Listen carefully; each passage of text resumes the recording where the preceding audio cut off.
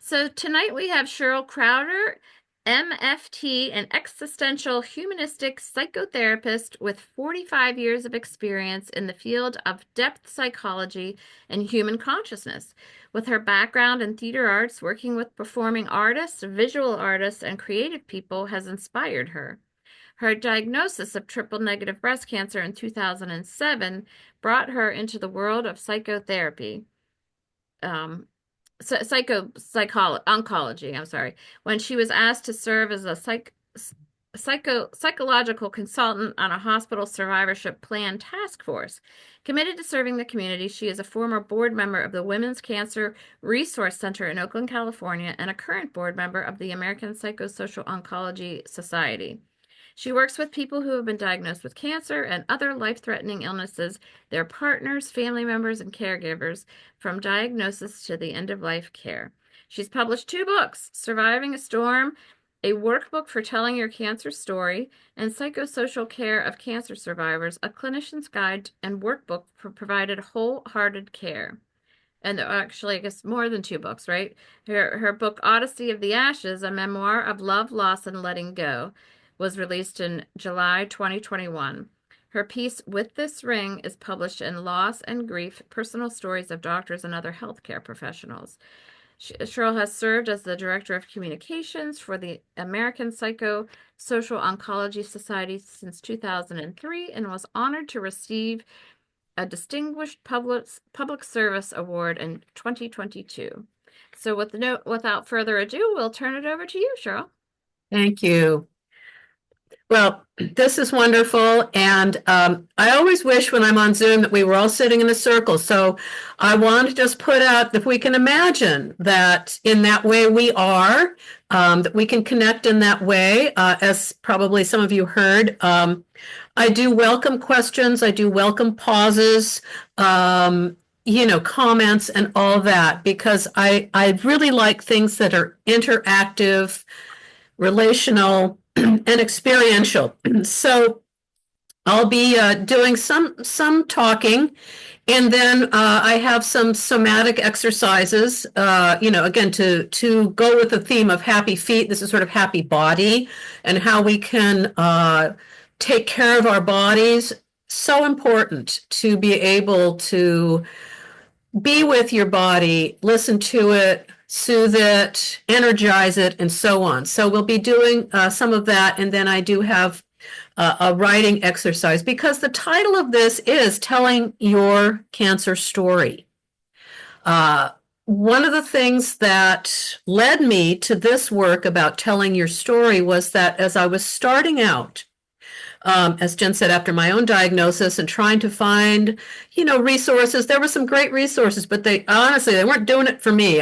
But what I was noticing at conferences or workshops, gatherings, is that, when it came time for comments, people really just wanted to tell the story of their experience.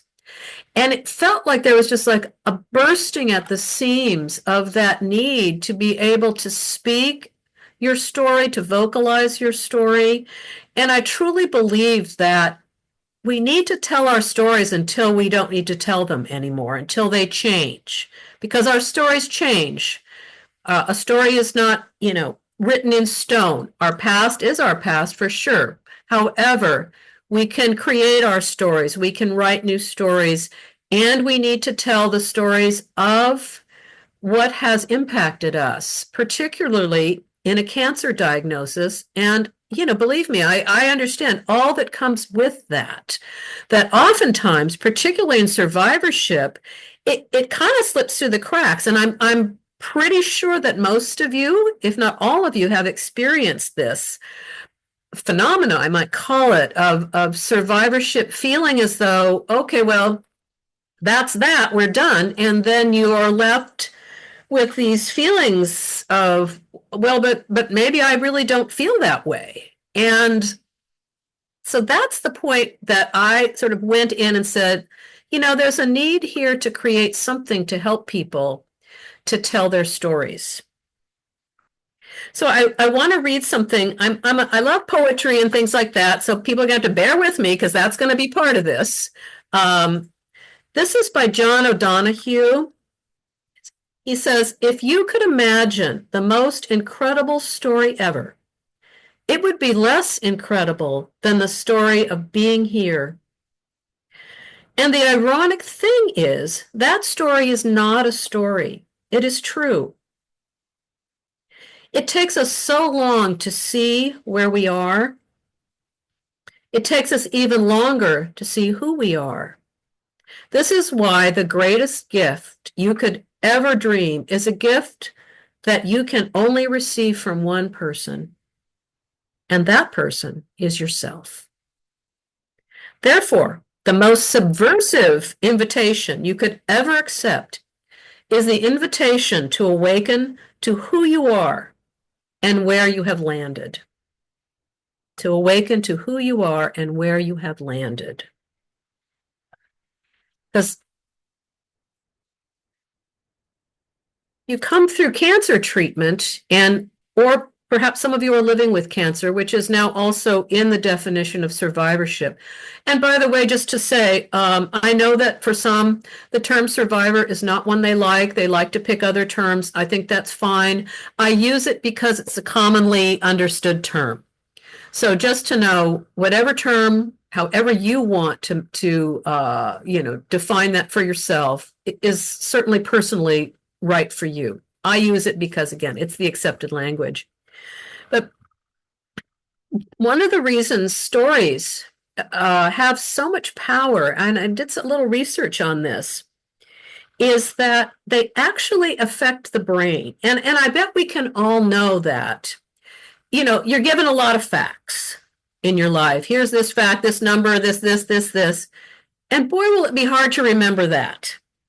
To go back, look at it, wait, what was said? And this is, I think, particularly true in medical situations, either at diagnosis or here's the plans, here's this, here's that. You're given this whole list of facts, figures, and information, and trying to sort of hold that is really hard.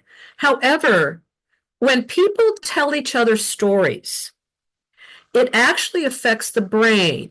The brain opens up. And this is why we will often remember stories that we are told by others because they connect us.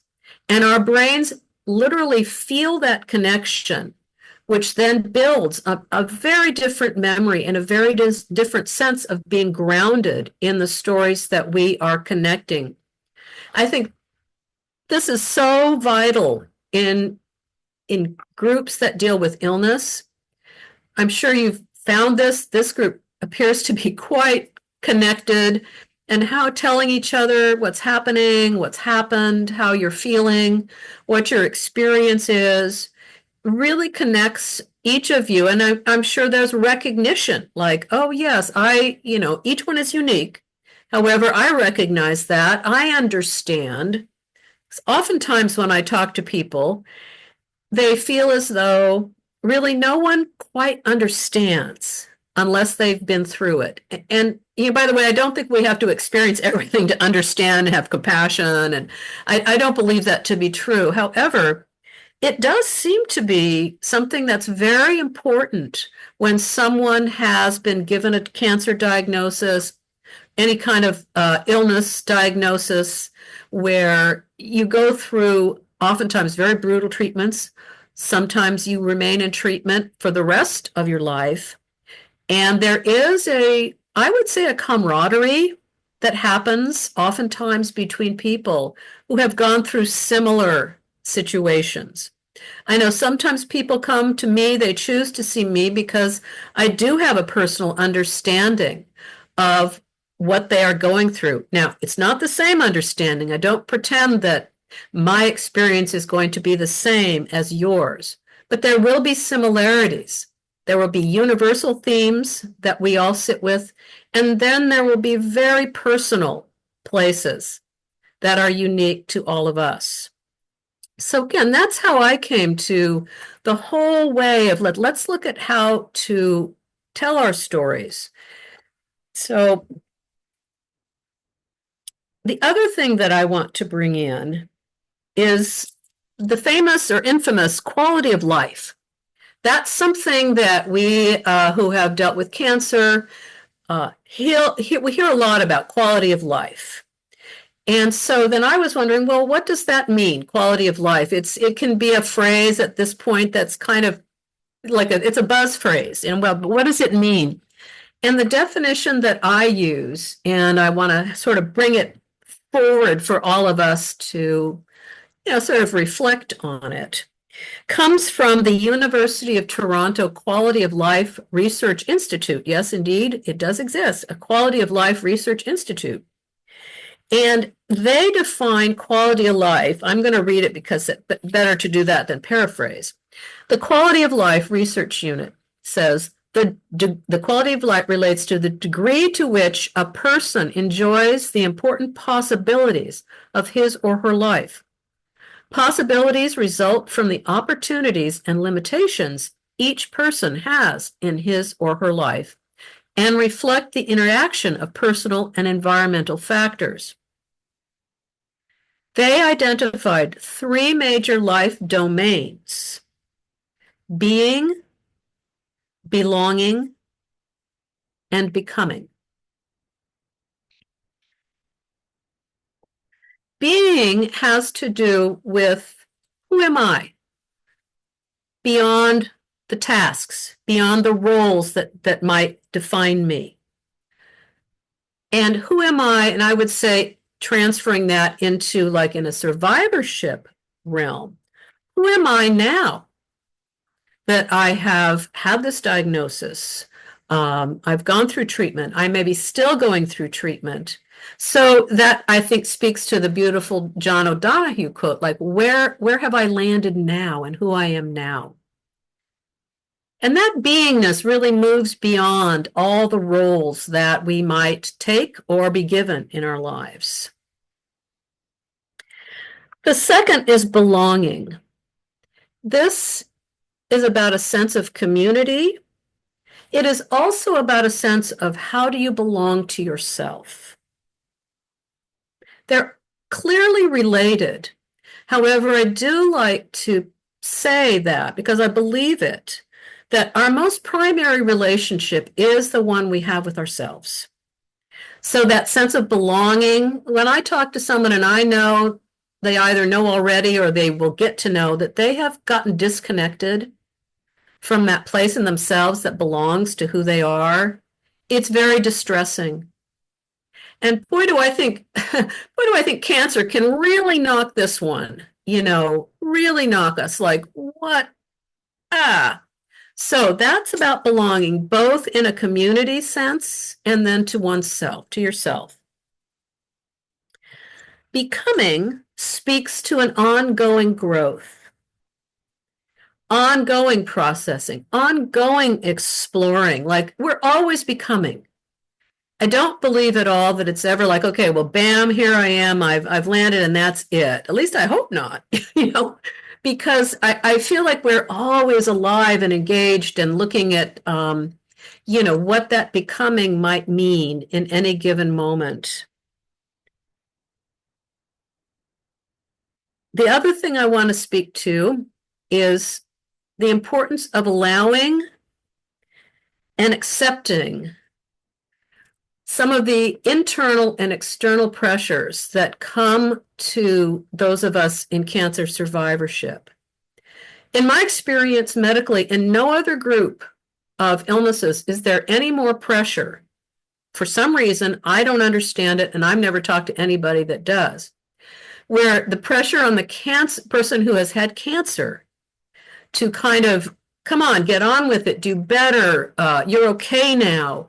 There's a lot of pushing and shoving that happens, particularly as people enter in survivorship. Some of it's really well-meaning, friends, family, they're like, oh, please, can we please move on? And I can get that, I understand.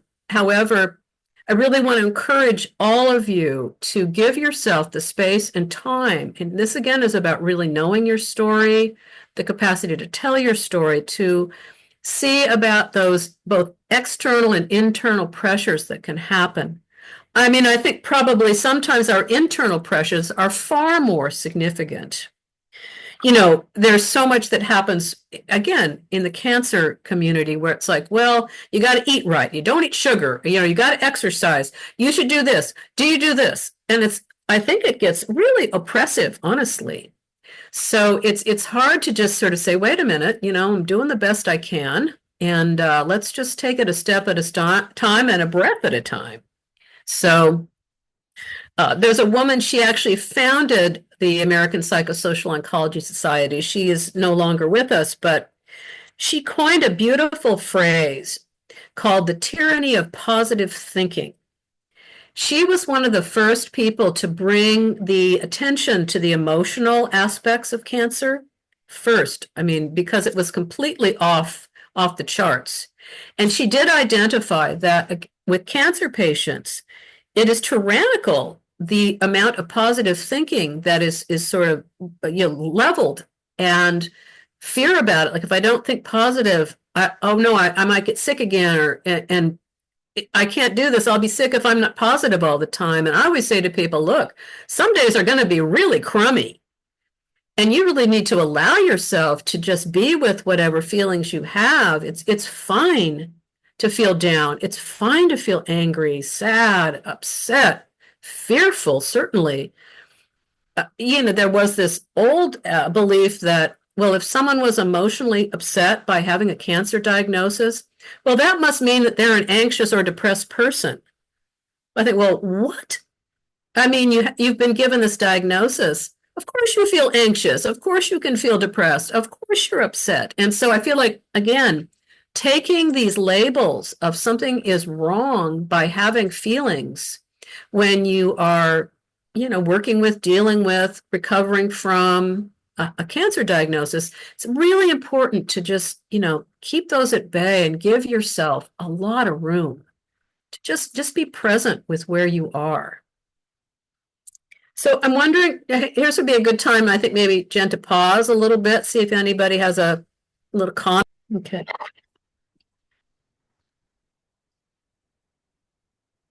So I want to now offer us some somatic exercises, because so much of our stories happens in our bodies, what we carry in our bodies, and we certainly don't have time to go into, traumas or anything that we carry in our bodies, how to, the fears, upsets, and so on. However, there are some really nice tools I'd like to offer us. We can practice them right now that I like to I use them myself, and I like to teach people these very simple tools, these very simple ways of how we can really be caring and gracious and generous with our bodies. I'm all about things that are doable. I'll bet everyone that's here, and it looks like it's all women, so I'm knowing that we have so much, there's tasks, there's maybe kids, there's this, there's that. So I don't like to throw anything more, particularly someone dealing, in survivorship or living with cancer, something that feels like, oh, here's another task, and just, you just feel like, collapse. So I like to have things be doable, and I strongly suggest that be something you think about for yourself in your life. What's doable for me? What is just going to feel like, okay, this is a relief, it's doable. Okay. So let's practice some of these tools, and I think my camera's good. Can everybody see my hands here like this? Can people see that? Yes. Okay.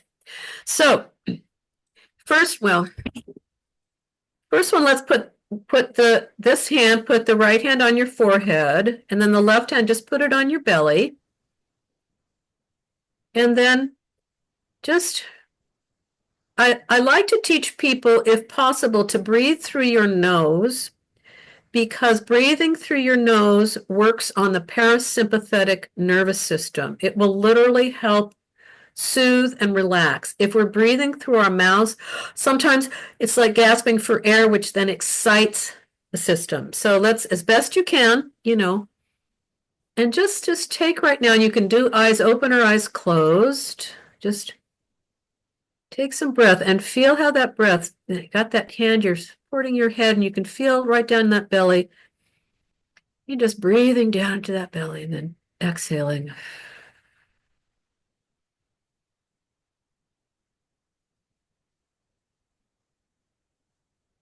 And another one.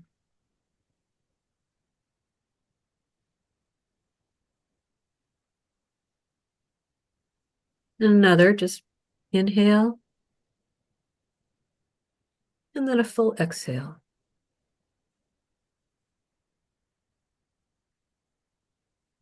Let's do one more. Watching our shoulders, make sure shoulders are dropped. Yeah, so we like to hold up too much. Okay, breathing in. Okay, and then last one. Okay.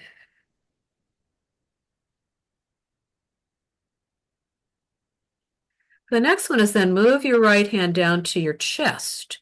Keep the other hand on your belly. Same thing, just breathing very just naturally, just breath in, and a nice long exhale.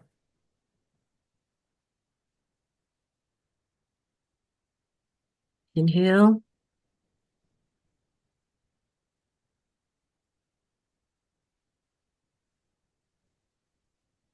and exhale.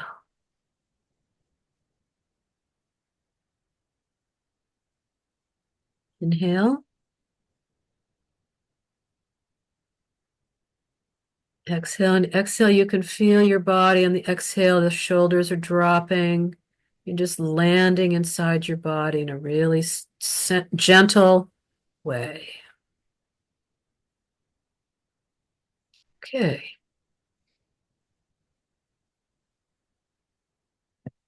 So here's something that is very, very soothing. And again, you can be doing this. Maybe you're oftentimes, the scans are coming or waiting for the reports, which I think the waiting is really some of the hardest. I mean, that's just torturous to wait for those reports to come through. Those are really, really hard times. So how do we support that ourselves through it? So take your right hand and put it on your chest, and then take the left hand and put it on top of the right hand. And just very shoulders down. I'm looking at my own. Uh, lightly press on your chest and breathe. Just very lightly press. Lightly but firmly press on your chest as you breathe. Feeling yourself landing in your body.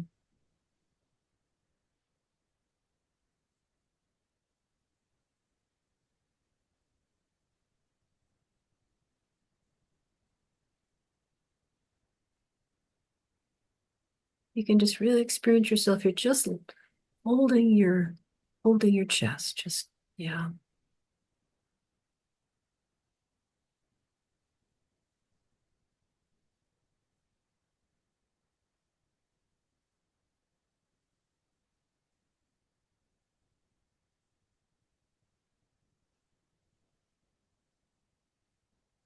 Okay. I know it takes me not very long when I do that I can just feel how my body and my energy just completely settles in. It's very soothing.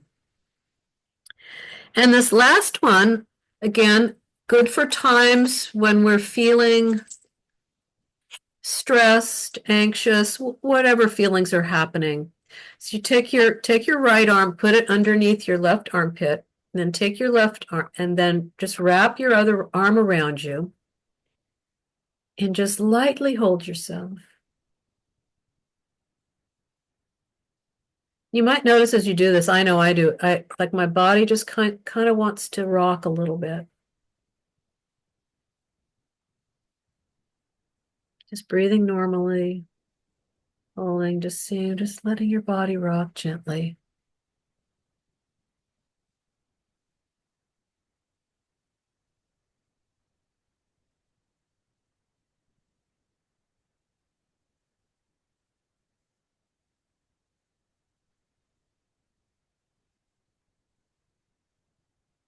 Okay. All of these, all of these very doable, easy to remember, easy to do anywhere exercises will all help the relaxation and the soothing of your parasympathetic nervous system. So you can just do this whenever you want to, whenever you need to, and maybe just because you just want to be loving to your body and loving to yourself. So,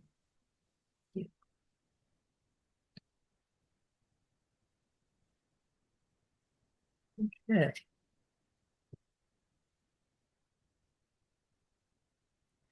So I had us bring some people like to write on their phones, paper, pencil, whatever works for you. Um, Thought I'd take a moment to do just a brief exercise about telling your story.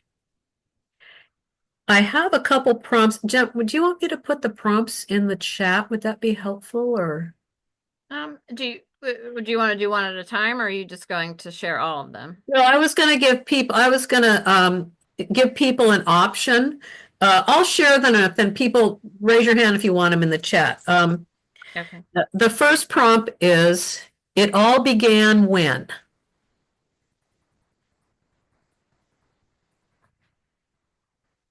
The second prompt is, what was it like when you first heard you had cancer?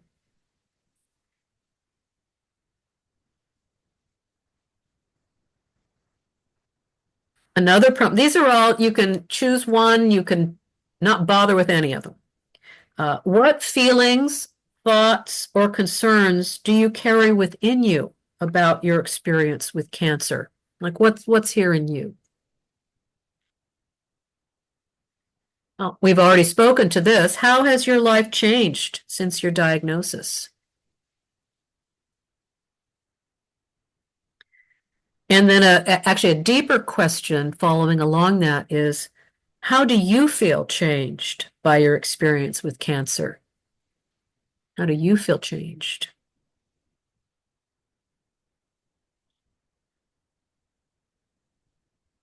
So you can just think of this as a more of a free write, but these are ideas to prompt. And again, if you just want to take off on whatever is concerning you or present with you, then that's your choice, clearly. So why don't we take some time? It's already like 20 to I guess 9 back there. What, 20 to 8? What time is it? 20 to 8, yeah. 8. Okay.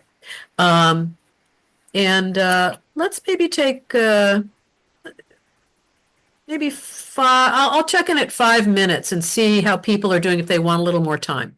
I'll do that. I'll check in at 5 minutes. Okay, so I'll pause. You can stop recording.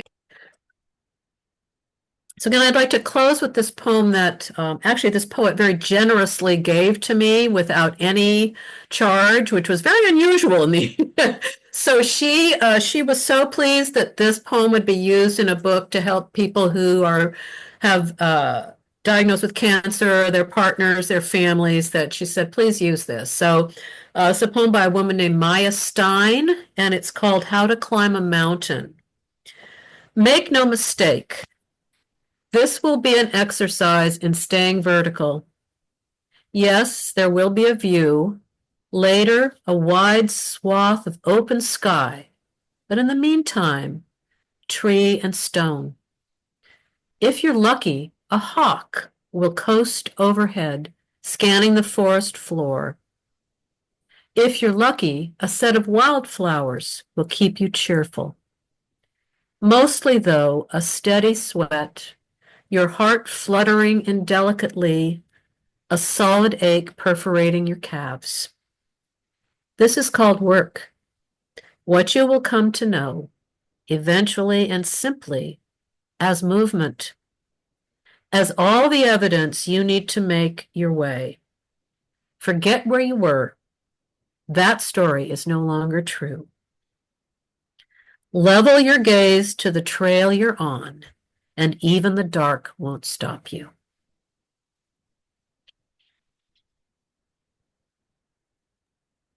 Beautiful. Beautiful poem.